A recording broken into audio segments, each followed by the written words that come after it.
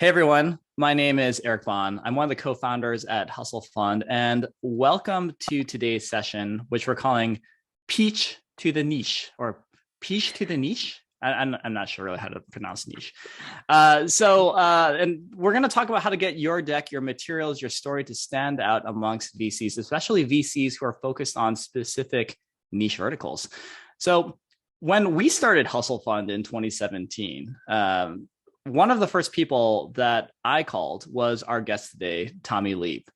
I'll have Tommy introduce himself in just a moment, but I got to share a quick story first. I first met Tommy when we started our careers together as product managers at Intuit 15 years ago.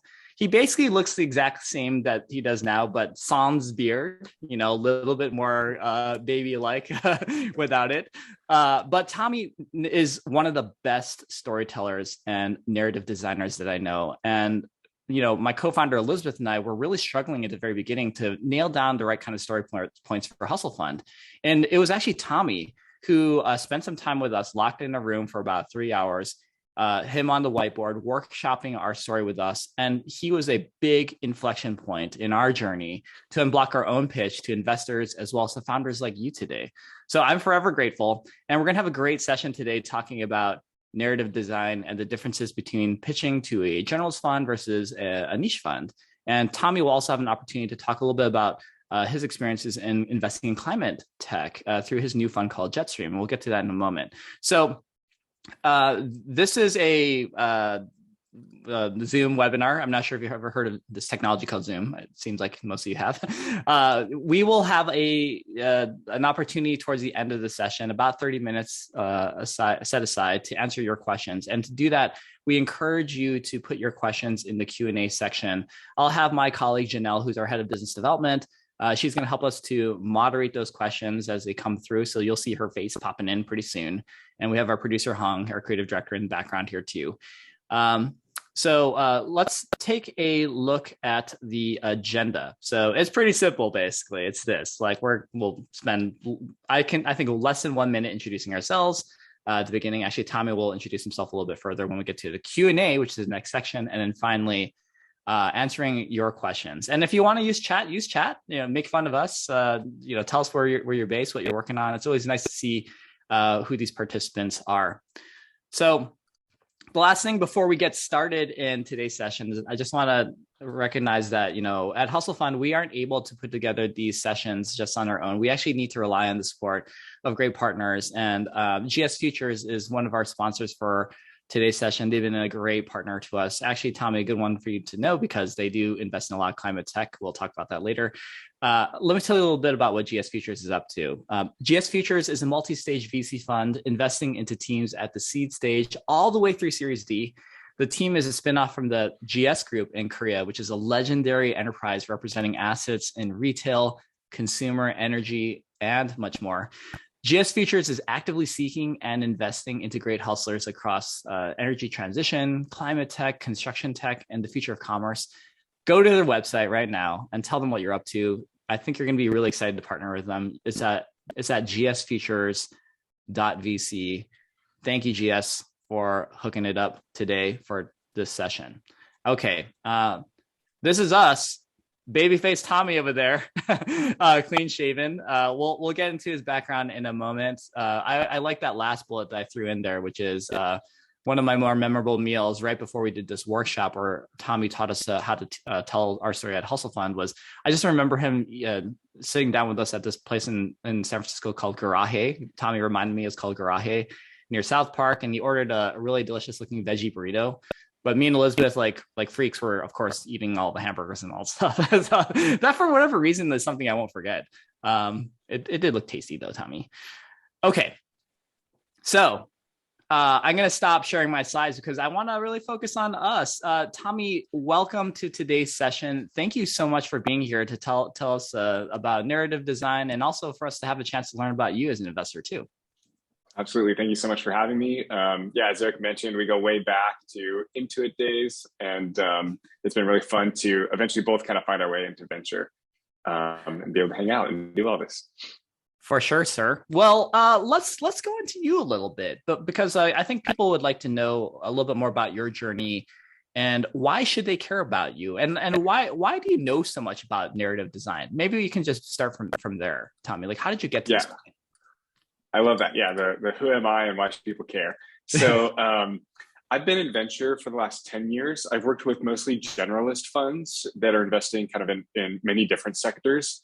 And I've had a chance to work with some really great investors who are kind of Midas list folks like Mike Maples, Ann Miraco, Samuel Shaw. I've kind of always been curious about venture and basically trying to find my way, like what's going to be my unique thing, what's going to be my niche in venture. And just a couple years ago, I basically was leaving one company and had a moment of, now what do I do with my life? This was pre-pandemic, so I was able to meet up with a bunch of folks in person and get a lot of input. And it was really the first time I started looking into climate change. And it made a big impression on me because growing up in California, I'd spent a lot of time in Tahoe, and the wildfires were starting to get pretty intense a few years ago. And looking around the venture ecosystem, there really wasn't anyone talking about climate change. It was kind of it was big in the media. Greta was becoming more prominent, but no one was talking about climate change in venture and startups. And so I decided to just dive into that and kind of plant a flag in the ground, declare that I was going to be investing in climate change. And through that, I did start to find some companies that were building solutions to a bunch of the climate change related problems. So that's kind of my personal story. In the last 2 years, I've been investing in climate change focused startups. And over the last 3 months, kind of yet to be announced, but I've raised a pre-seed focused climate tech fund. And that's what I've been doing now. And then kind of in addition to my own investing, I've really been interested in this area that, I like to call narrative design. It's basically how do you tell a compelling story about your startup specifically for the pitch that you're doing? There's a lot of great branding insights out there that I think apply to a lot of startups, but there's this specific moment of raising money from a VC is a very unique beast. And getting the story down, I find to be the most important lever in fundraising. Thank you for that background. And by the way, if folks want to learn more about Jetstream, which is Tommy's new climate fund, and we're kind of in a very honored position where we're like breaking news. Tommy has has a fund now that he's ready to deploy out of. Go to jetstream.io. And you can learn a little bit more about Tommy's background. And I'm sure there's gonna be more information once there's some more public news about this later. Right. So it's interesting because Tommy, when I think of you, you for me have been a longtime generalist investor. In fact, like some of the best deals that we've done together, we're not in climate tech. I kind of want to sort of turn the tables on you when we talk about narrative design. As you tell the story of Jetstream, what's different? What did you have to change to actually create your own narrative to make it much more focused on a vertical, because you have built a reputation of being a generalist investor for quite some time?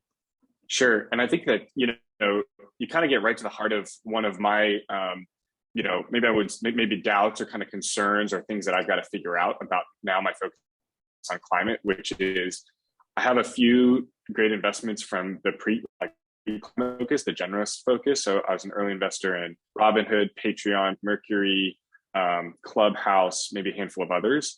And now I'm kind of showing up to my LPs saying, I think I can do the same kind of thing in climate. But then the big question is, will there be companies like that in climate? And there's, the reality is we'll find out. It's gonna, we're not gonna know for a few years. But kind of as in my view, I saw in some of those early companies that were more generalist focused, I now see those trends happening in climate. There's a lot more public interest. There's a lot more government interest and policy interest.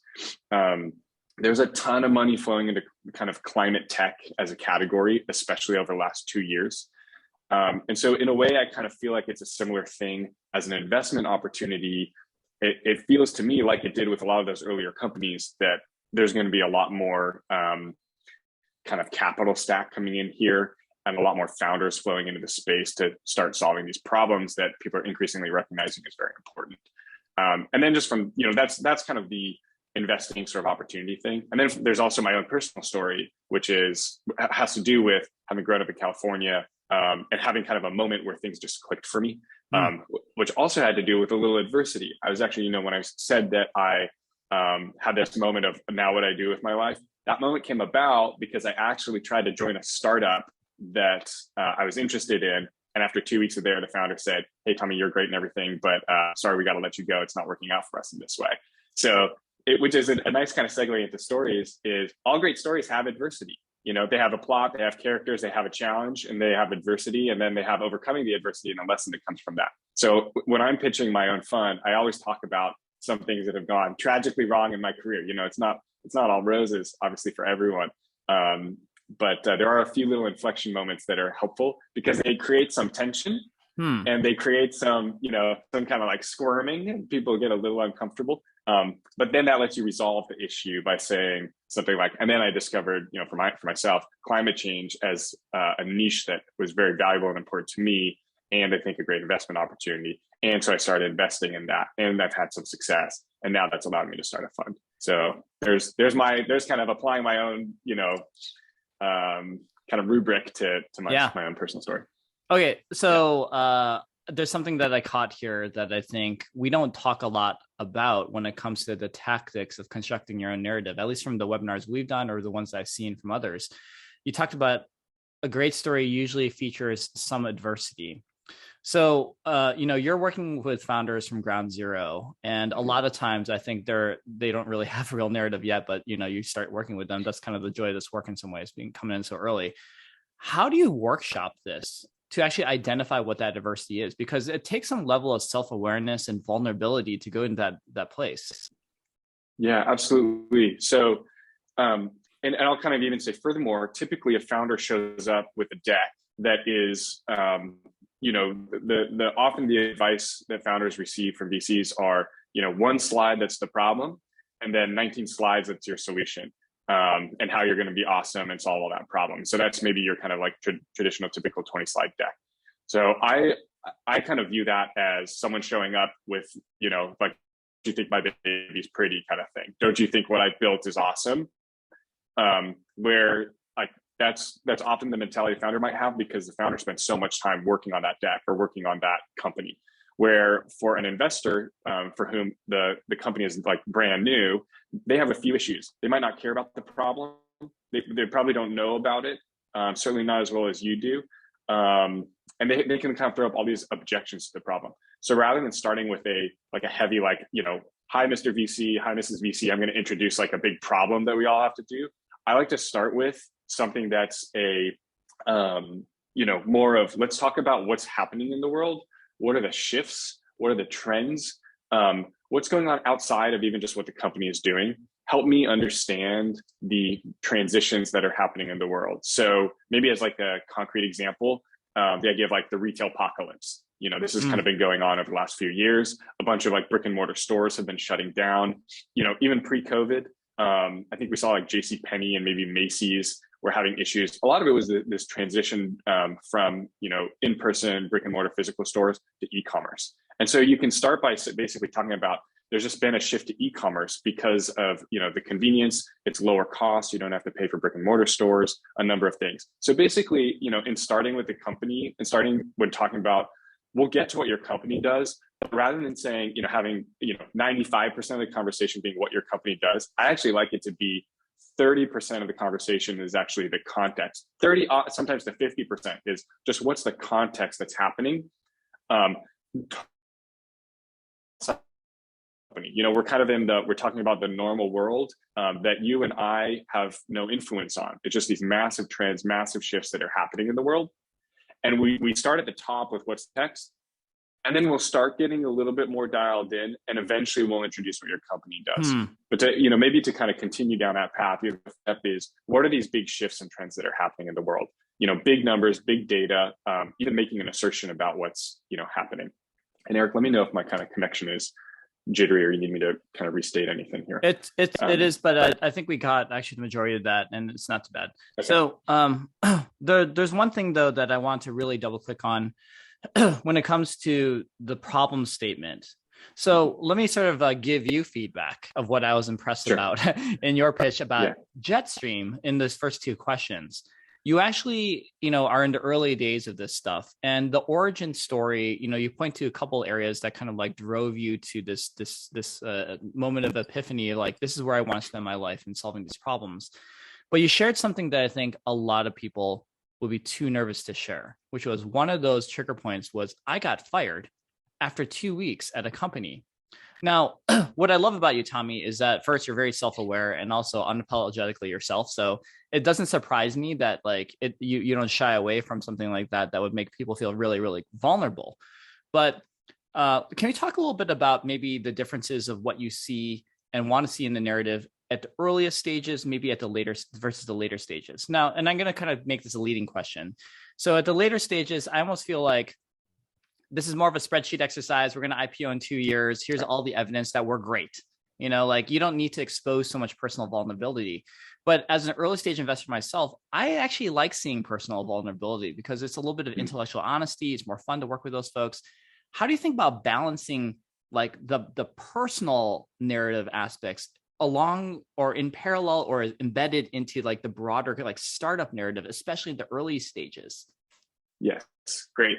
Yeah, great question. And I'd agree with that because, I also like to invest early. And so it's often so much more about who's this person, what have they overcome, kind of what is the relationship going to look like when I invest in this person whose company is so early that might inevitably pivot or kind of learn a lot of things along the way. So typically, I would say it's helpful to have a narrative for the store, for the company in the deck. And then even before you get into the deck, to start with kind of a little bit of a personal story. Kind of, I often like to ask founders, how did you get into doing this in the first place? Founders might be biased to say, here's what I did before. And it's kind of a linear progression of what you can read on their LinkedIn. But better is to introduce a little bit of these kind of these tension moments, right? Or adversity moments.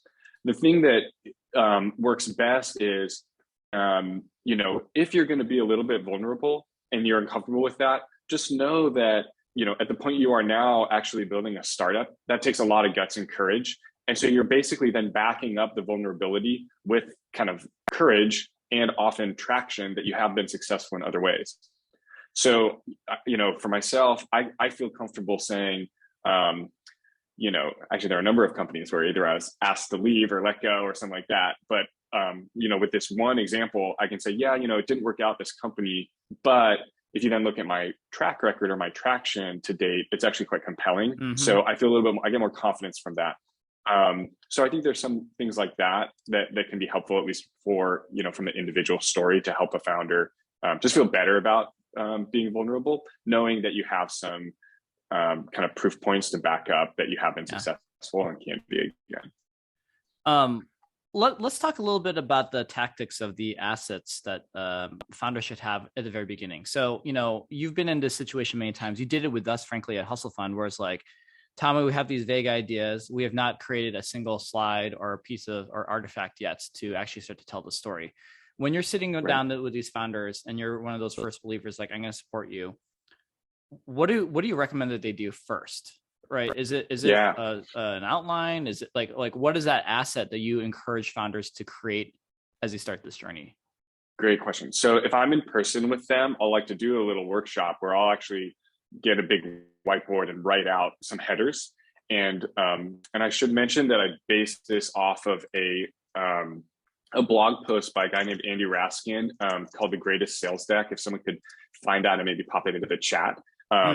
The blog post is so credit to Andy Raskin for coming up with part of this formula, but the blog post is designed for the salespeople to effectively help guide their prospects into understanding kind of the context of, what the company does. And then I like to take that and add some other categories to it to apply it specifically for fundraising, but it does a really nice job setting up the context. So, you start, what are the big changes happening in the world? And then I brainstorm with the founder, what are some of the things happening? So, in the retail apocalypse example, just the fact that e-commerce is taking off and that brick and mortar stores are shutting down. Like that's happening. None of us have any influence on it. It's going. So what are some of those changes? And the founders are often experts at this. And so it's kind of a question of like, how can I extricate these ideas out of you and just put some of the big ones on a board? And then from there, it's kind of like, who's adapting to this and winning, and who's going to be replaced if this happens. And that's nice because it creates some tension. And I do that on a whiteboard as well. And then the most interesting component, I think, that's hard is this idea of how do you identify what is the promised land of, given these changes and some of the tension it creates, what's this promised land of where potentially prospects or this industry wants to go.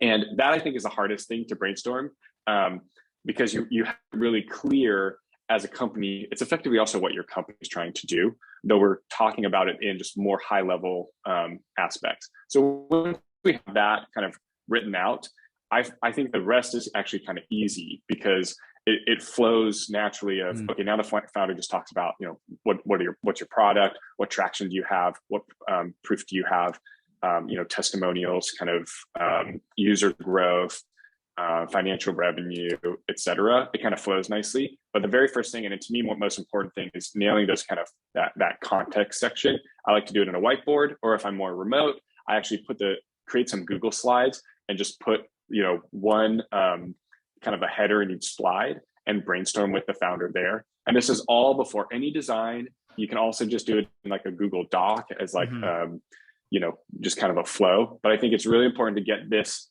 kind of storyboard or framework down, and iterate on that.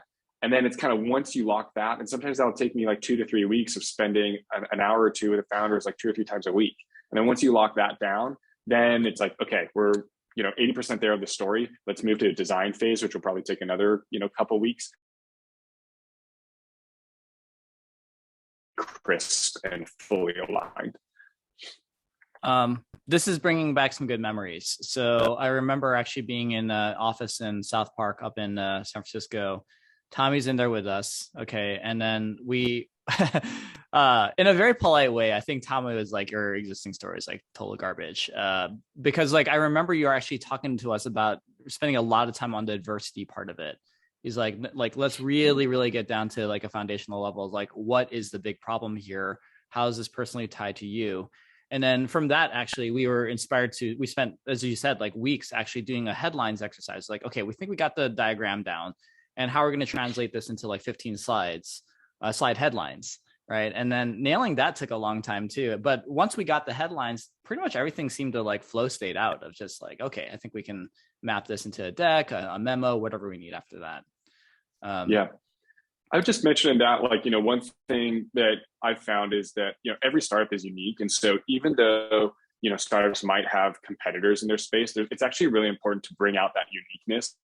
And Eric, one thing that's, unique about Hustle Fund and you guys as founders is you've seen so many startups, and you have a very like unique approach with how you work on them. You start early, you sometimes do some projects, you kind of get involved together. And I find it's really important to bring that uniqueness up and out, so that your audience can find, like, even though some of the changes in the world might be similar to what other people are talking about, the uniqueness really comes in like that, then how you're doing things differently. And ultimately, what I think is also fun, kind of as you get towards the end, this whole thing is a circle. So there's a very classic kind of Joseph Campbell growth journey aspect to this, where you start, there changes in the world are happening, there's this tension, there's a place you want to get to, there's an offering that you have, there's some traction you have, and then if you're successful, you actually change the world once again, as we go back to the circle.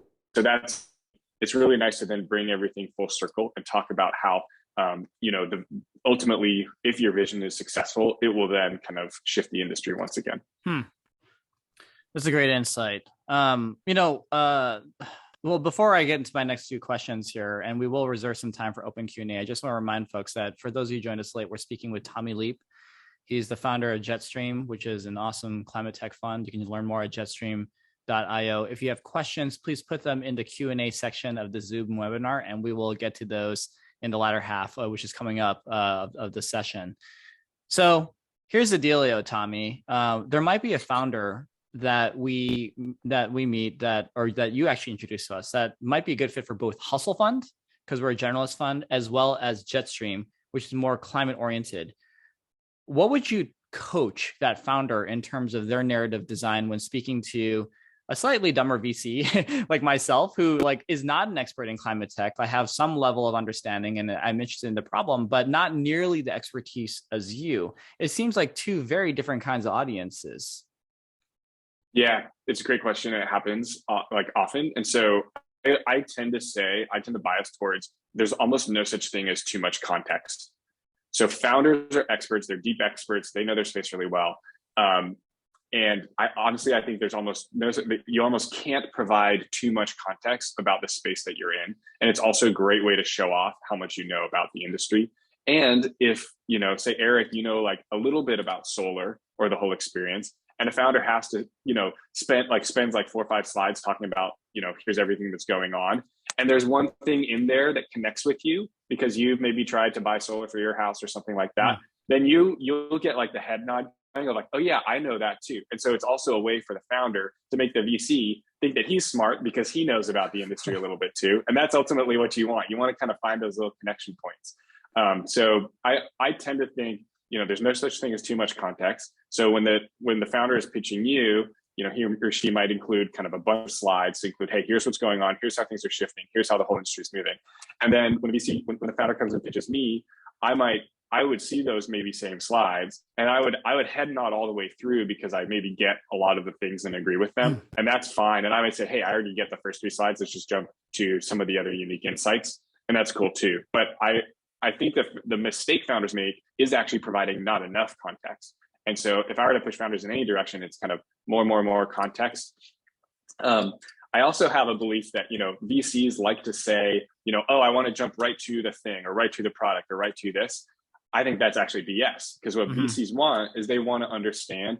And as a founder, they actually need a story. They need to believe something that when you then introduce the product, they can kind of couch it in their mind of like, oh yeah, this does have a chance of taking off.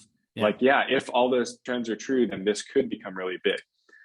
So as a fact, it's kind of your responsibility is you have to create some framework where once you eventually do show kind of the product or the traction or whatever it is, that they can then realize, oh, okay, maybe this company can win this entire market.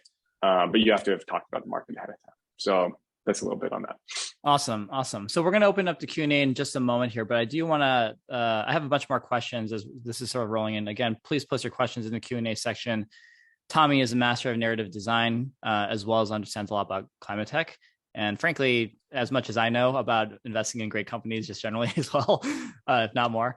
So please post your questions there. One more question before we begin to open it up though, Tommy, is, in your experiences, are there certain things that founders are commonly doing that just screw up their narrative design? Like, well, what are some of like the ones where you're just like, oh man, you got to fix this?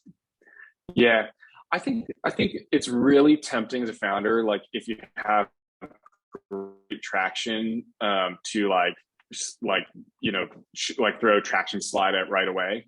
I think maybe that works for like Series A, Series B, like a little bit later when those investors they kind of, as Eric, as you were saying earlier, like they really kind of do look at the numbers and spreadsheets a lot more. But I think it is a mistake because traction in a vacuum, you're kind of leaving it up to the VC to invent why it's working or why it could fail. And so that's where it's like, yeah, start much earlier with a flow of a story of why it's working, and then bring in traction later. I think same thing with the demo. Like, you kind of want people to, believe in, it's like going to Disneyland. Like you already believe the story. Now you just want to get on the ride to kind of fulfill your idea in your mind, what the story is. So it's like, you've got to, put all like the nitty gritty details, like kind of towards the end of the pitch, and let those then reinforce the story that you've been telling. In other words, don't skip the story. You're doing yourself and the VC a disservice, because they need to become believers before they can then, participate and say like, okay, now it's proven to me based on kind of what they're talking about. That's awesome. And I want to just like really reiterate something that Tommy had clarified when he shared that response, which is this is particularly important in the early stages, right? Like when you're talking at your Series D or Series Z fundraise and you're dealing with Goldman Sachs or something, they're probably just going to say like, send me the data room and like a spreadsheet. And then some jerky analyst will like ask you some questions, and then, $200 million then magically flows up in your checking account like a couple of weeks later, right? It's a little bit less of that. And frankly, you have less to prove too about your team if you can make it to that level and you're facing your IPO. But yeah, something that I see a lot, Tommy, is just like, I don't think that we have evolved as humans very much from 20,000 years ago when you and I were trying to hunt down that mastodon. And then now it's like nighttime, we're sitting around the fire talking about how cool that mastodon was and like sharing oral histories. We're pretty much still the same people. We like to tell stories like that, right? That's absolutely right. I mean, you can kind of see why the space companies are super fascinating and interesting. They're pretty out there, but it's really interesting because we've all been reading sci-fi growing up and, dreaming about going to the moon. And so, yeah, that's super cool. All these things that are super cool because there've been all these stories telling us that we've been hearing about them. And so, actually, let me make a plug for climate change here. Climate change is interesting because, there's kind of political tension around talking about climate change. There's kind of this idea of global warming and climate change and like this question of do you believe or not believe, which is not really the right question. And what could possibly happen if things go well or if things go bad. And so climate change needs its own sort of, narrative help. And one of the things that I'm really interested in is how can we tell positive stories about what can come from founders that are innovating and building new companies to help, create prosperity on the planet and make the planet livable, versus all this media that we get barraged with all the time of like drought, famine, like fires, death, like starvation. It's really terrifying. So even climate change needs its own kind of narrative help. And hopefully part of that, some of the companies I invest in can be part of that story. And you're contributing to that too. So I'm excited to continue to follow the journey of Tommy as he hopefully saves the planet for my children as well. So let's open it up to some questions here. I see a couple coming through. Yay, Janelle. We have Janelle, my colleague and head of business development here. Janelle, are you seeing some questions pop through for Tommy? Yes, I think I'm going to start a little generalist, but first, Tommy, I have to say that is the first time I've ever heard Disneyland successfully referenced in pitching strategy. So that was awesome.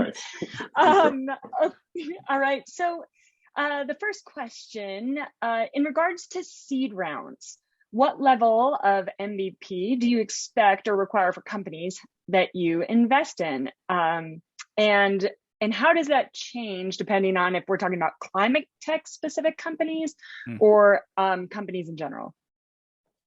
Okay, great. Yeah, good question. So, it depends. So I kind of view the early stage investing as like, there are maybe a few little things you can kind of dial up or dial back. And then the combination of all these things make me either like more comfortable with them or less. And so it has to do with, like, how compelling are the founders? What's their background? What have they done before? Are they deep experts in this space? What's the evidence of what they've been able to build before or shown success before? That it makes it easy for me to connect the dots forward a bit of, okay, I think that they can deliver on what they say they're going to do. And then how big is the space that they're building into? Do I understand that it can be a huge market opportunity that they can, maybe have a big impact on reducing CO2 emissions or a big impact of helping to kind of rewild a lot of, natural areas that have been, decimated or other bad things happen. So overall, I like to see an MVP. I like to see something working. When I invest even in pre-seed, I like to call customers. I like to call kind of former employers of the founders. So I like to, get as much information as I can. It's not required, but it's really nice to see. And I would say just classically, I view kind of the startup trajectory as like continuously de-risking very elements of a company and an opportunity. And so the more you've built in an MVP, the more kind of customers you have, the more de-risked that is. And that just helps a lot. And eventually, I think that'll give you as a founder more leverage potentially on your valuation or the amount of money you can raise. All right, awesome. Another one specific to climate tech. Lots of climate VC funds are interested in data plays, but lots of hardware is needed in the end, both for the new products and large infrastructure projects. So if a founder doesn't have data play for climate, but has a compelling product, does VC funding make sense? Interesting. Yeah, good question. I'll give you a kind of a quick view of the world, or my view of the world on some opportunities for climate kind of pertaining to this idea. So one, we're a lot more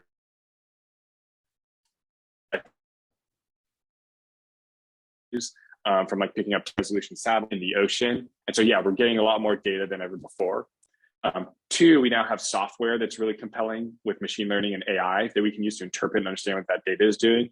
And then three, kind of at the lower level, we as humans can then add our interpretation and what we want to do, and we can create robotics or autonomy or automation to then actually affect what's happening in the real world and change the world. So there are all these different, there are various levels where kind of data, software, and hardware can come into play.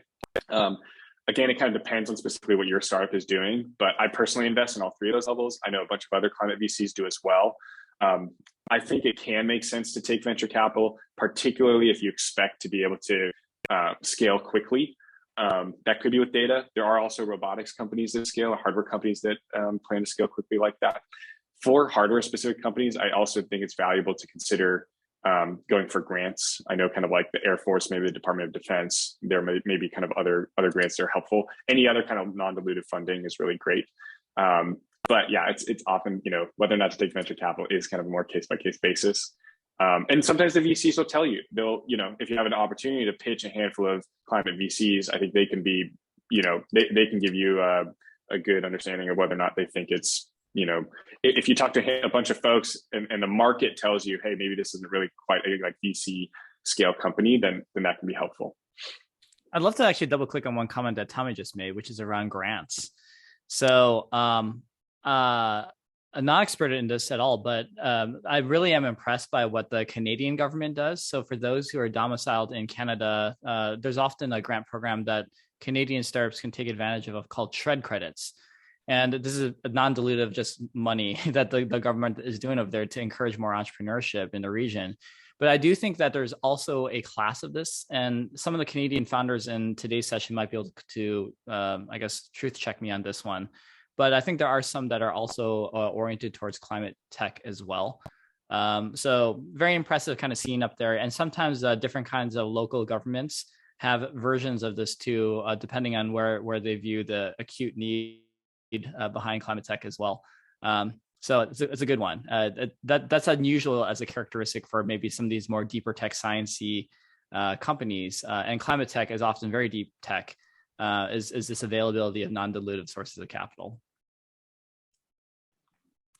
Okay, another question, and Tommy, this one is specifically for you. Are there any climate technologies that you've invested in that you can share with us that you're finding pretty exciting right now? I mean, yeah, absolutely. I think, let's see, what can I speak to on that? I think kind of on the software side, there are companies that are helping these massive enterprises decarbonize. And I think that's a huge opportunity because a lot of the kind of carbon emissions are coming from, big multinational companies that produce like steel or cement that have high emissions profiles. So one company that I'm an investor in there that I'm excited about is called Cyanide Technologies, cyanidetechnologies.com. It's a software company. But I think there's a lot of opportunity for software to help, particularly, Cyanide, because it's carbon accounting, to help these big organizations financially model how they can reduce their carbon footprint. So that's one that comes to mind. Another one that I think is really cool is called David Energy, davidenergy.com.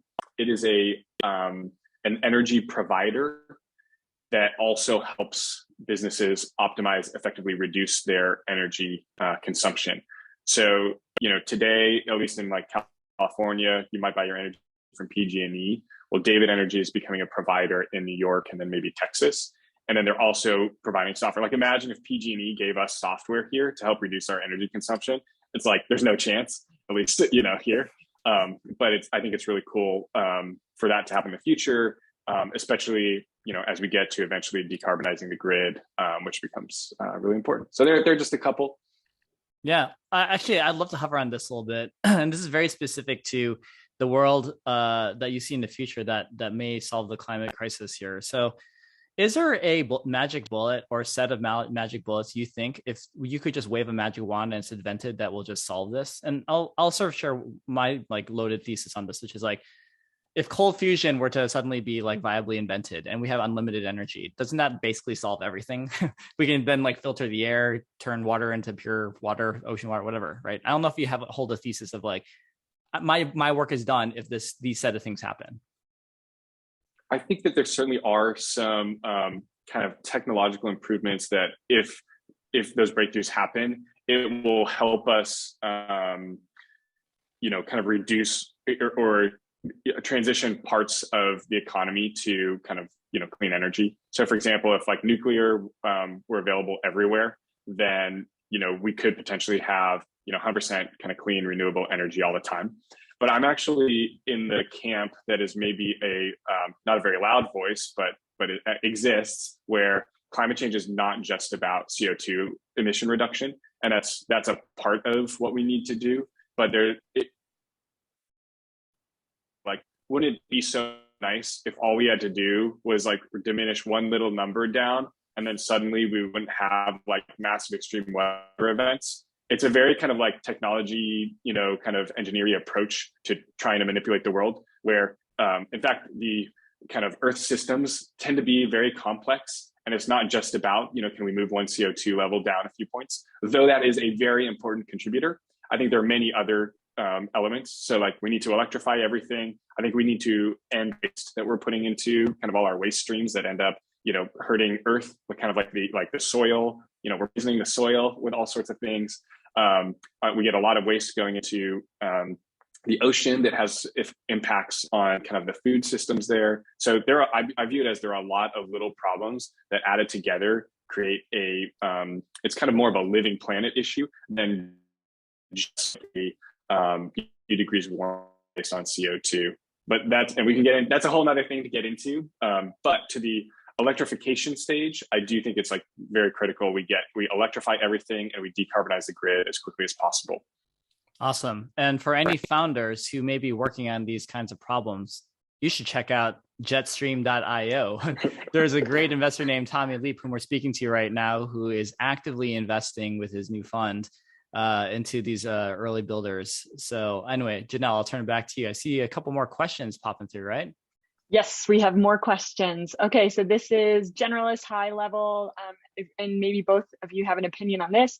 One of our audience members is looking for suggestions for difference in how you format your deck if you're going to post it in a crowdfunding space, for instance, versus if you're sending it to potential angel investors, versus sending to VCs who you may get to meet in person or may never meet in person because you're, located in a much different area.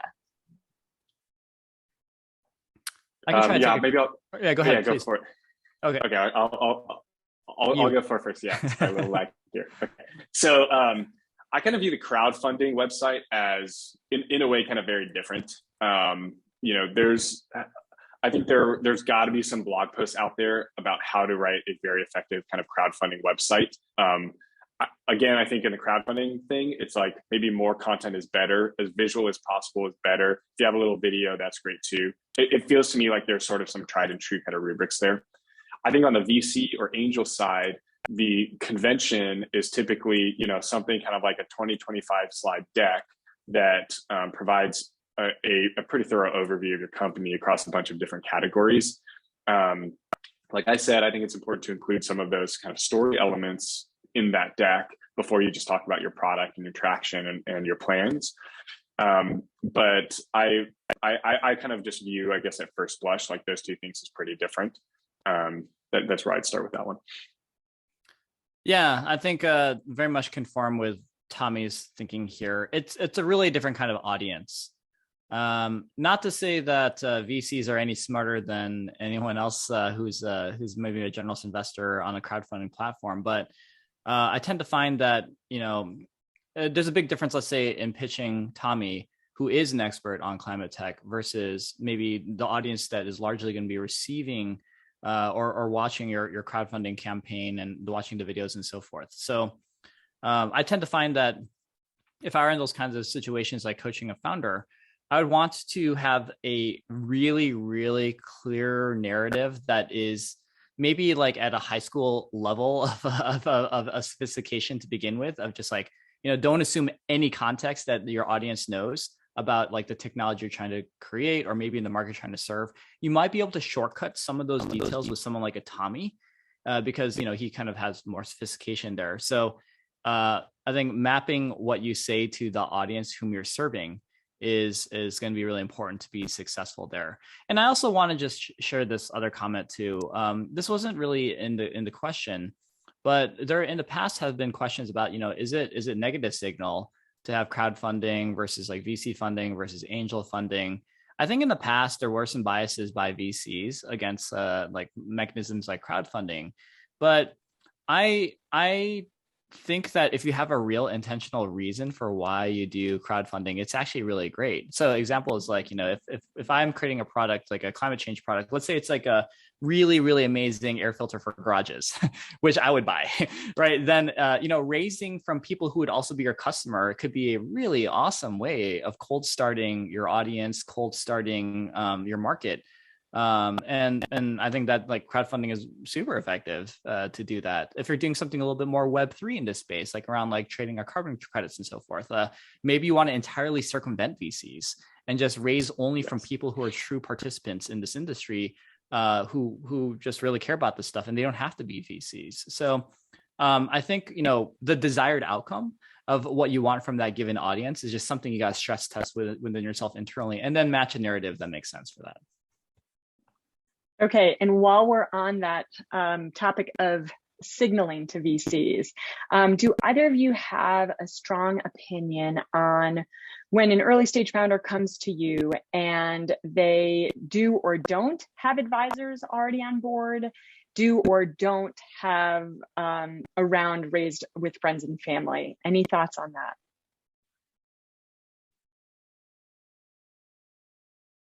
Do you want me to go first? I go for it, Eric. Yeah, okay. So if I understand the question, is there some sort of strange signaling bias or positive signaling bias, even if I shouldn't say strange, if, there's advisors, there's some money already raised. My take on this is that if you're talking to me and Tommy, anyone at Hustle Fund, anyone at Jetstream, there's sort of two classes of investors. I'll back up a little bit. There's two kind of classes of investors. I think there are momentum investors, and then there are fundamentals investors. And I put Jetstream and Hustle Fund in the latter category, and I'll explain what each is. Let me start with telling you a joke on that explains what momentum investing is like. How many VCs does it take to screw in a light bulb? The answer, who's the lead? Right. So, there are a lot of investors out there, not all of them, of course, but, that take the approach of like, oh, Sequoia's in, or Jetstream's in. Right. And then, from that, that produces all the signal of like, well, they must have done their due diligence and I really like their brand. So let's go ahead and like plow some capital as co-investors as well. I'm a little bit of a salty mood right now. I view that as a little bit lazy. Right. But there's actually a real thesis behind how you can make a lot of money as a VC just doing that too. So, good on you. Fundamentals investors are a bit different, right? They generally don't need to have those signals of like, oh, Tommy's an investor, or you've made your first $25,000 this month or something. That's all nice, and yeah, I sure would like to know about it, I guess. But if the fundamentals of like, this is a team that seems like really amazing, seems to be a market that has big problems that I think this team can solve, and this, everyone seems really ambitious to grow something big here. In some ways, when you're an investor, and this is kind of just writ large as an angel, a VC, whatever, if you want to make a lot of money in this space, like you want to go after contrarian and right ideas and teams, right? And oftentimes you find that in those that, are just getting going, don't have a full narrative yet, may not have those signals like the advisors and so forth. And you want to take those bets too, especially if you're a fundamentals investor. So is it helpful? The answer is unequivocally yes. Right. It never hurts to have traction. It never hurts to have great people supporting you. But I also do think that, how much you want to emphasize that depends on the type of investor. If it's a momentum investor, maybe you just drop all the names possible. It's like, oh, yeah, Jay-Z's in this and Tommy Lee's in this. And, that will impress them more. Tommy may have a more tactical, less cynical view on this, though. I think, yeah, my kind of question is, you know, Jetstream wants to invest really early, like really, really early. I think Hustle Fund does too. And so, you know, maybe it's around how much or have you built out. And I raised and like beyond the stage where I like to invest. And so I want to be the first check in the climate tech company. And, you know, if there's some friends and family around, great. If not, that's fine too. I think it's kind of more, do I think these founders are really compelling? Do I have some belief that they're kind of able to build this thing they're talking about? And can the market opportunity be huge if it happens? You know, the difference with 1 or 2 or 3 investors is not a deal maker or breaker for me. Or sorry, advisors is what I meant there. So I'm going to be very self-serving here and make a self-serving comment as a venture capitalist. So prepare yourself, everyone, for a self-serving VC comment here that only serves me and Tommy very well, which is, you know, when I was a founder, I never forgot the first people that said yes to me. And actually, like, it's something that has stuck with me, like, for the rest of my life, are the first few people who said yes. And they were the ones who should have said no, right? Like, there's no, like, when you're beginning this journey and you're an investor, you're always 100% right in the beginning if you're saying no to everyone, because there's always a reason to say no, right? So who do you want to have on your cap table on the very beginning? Is it going to be those who are just true believers of like, despite it all, like, I see something here that is incredible in your team, your abilities, and let's just see if it works? Or those who like really care about like, wait, you said Jay-Z's in? Like, you know, like that kind of a momentum behavior. I think I find there's a place for investors like that always. But in the beginning, I think having their true believers are there. So again, you know, I say this because like I really am proud of the fact that Jetstream, Hustle Fund, and many other VCs are fundamentals investors out there who are willing to make those kinds of bets, and whom you want to have on your cap table in the beginning to reflect, I guess, like, you know, are these people who are like in the same mission as I am, or are they like mercenaries? And, you know, whatever. We can, anyway, I'm going to stop talking because I'm going to get a lot of trouble very soon. Janelle, maybe we can take like 2 more questions before we wrap things up. Okay, sure. All right, I'm going to set the stage for both of you. You've seen a pitch deck, you like what you see, and you schedule time to meet with a founder for the first time. What is the most common mistake that you see from that someone that you think is a great founder, they're building a great product? What is the most common mistake that founders should avoid in that sort of situation? I want you to go first, Tommy, on this one. Okay, cool. You know, I think the best thing and to say to basically and say, hey, thanks so much for meeting with me. This is what I thought of the deck. If you have any questions, answer those. But let me give you a background on myself. I'd like to hear a little bit more, and then we can kind of have a discussion. I think the founder will show, or all kind of founder will be like, hey, great to meet you. Like, you know, so what did you think? You want to talk about? Do you have any questions about the deck? I'll be like, I'm like, okay. So I have to do some work here. VCs just don't like to do any work. They just want to kind of like, you know, receive the pitch, receive the insights. They just want to sit back and kind of, you know, basically be told why they should care about something. And so I like when founders take some ownership and help guide the conversation, because I fall into the lazy trap. Yeah. I think like kind of on that vein, actually, a big mistake that I see for founders, and I've made this mistake all the time, is not clarifying at the end what the next step is. You know, I think you got to be clear on like, okay, reserve a little bit of time, say like, tell me a little bit how your process works on your team for whom you decide to invest in. When should I be hearing back from you? Either yes or no. Is it the next few days? Should I reach out to you? And usually, actually, on that last one, I suggest that you be proactive, like Tommy suggested, which is saying like, hey, guess it was great talking to you. I'm also going to reach out to you in 2 days to see if you have any new thoughts based on some of the materials I'll share with you. Maybe you'll share like a big deck or something afterwards, all the materials as well. But like, don't like leave it as like, I'll wait to hear back from you. And like, I don't know what your process is like. So we'll sort of pray that it works out. I think you just got to own it and just say like, I will reach out to you in 2 days. And by the way, I will never stop reaching out to you until you give me a yes or a no, if you're so bold. Janelle, you think we could sneak in one more before we I think things up? So.